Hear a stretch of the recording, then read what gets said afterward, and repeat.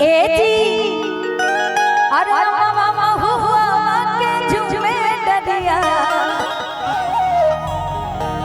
एगो जनी अपना सैया जी से कहत रही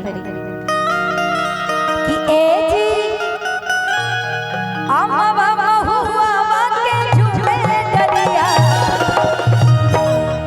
अतोनी तकन बलमुआ हमार ओरिया।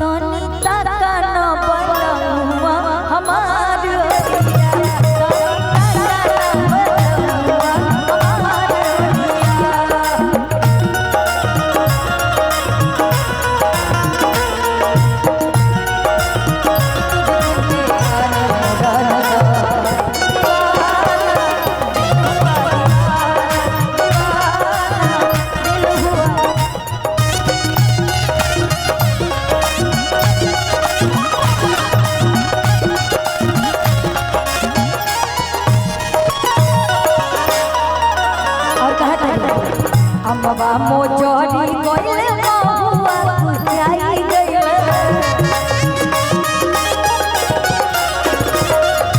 बाबा मोजोरी गइले महुआ कुचाई गइल। बाबा मोजोरी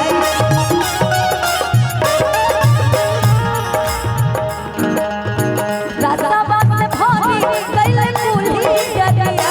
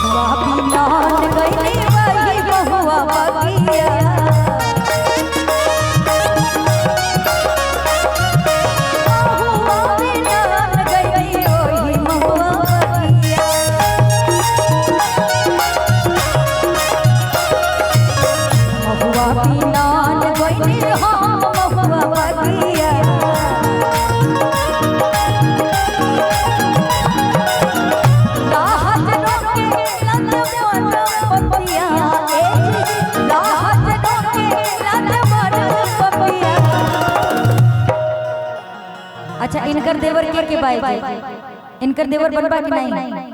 ए आवा है नहीं भौजी निमन बाड़ी की ना निमन बाड़ी ना। इनका नाम बा प्रीति। क्या नाम है आपका? प्रीति। थोड़ा तनी सा तेजी से बोल दो प्रीति। आप कतना बोले बा मतलब खून निकल दे मुंह से। ताली हो जाए प्रीति जी के लिए। अच्छा इधर आइए अनुष्का खाइबो ढुसका। अच्छा हम तो बता ही दे रहे आपका नाम क्या है? अनुष्का। उसकी तबीयत नहीं ठीक है जाने दो। कि राह अभी आप लोग खिलाए नहीं है। अरे राह जरों के लात पपिया। राह जरों के लात पपिया।